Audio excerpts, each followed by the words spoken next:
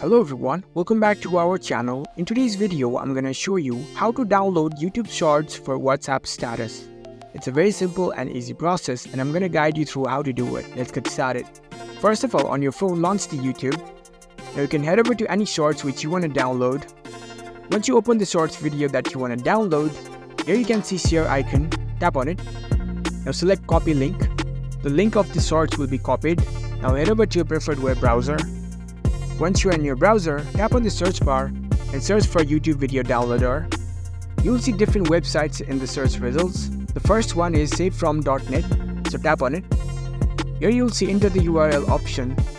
Tap on it and paste the YouTube link you just copied and tap on this arrow.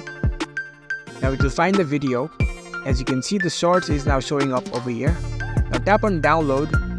It will open the video. Here you can see 3 dots icon at the bottom right corner. Tap on it.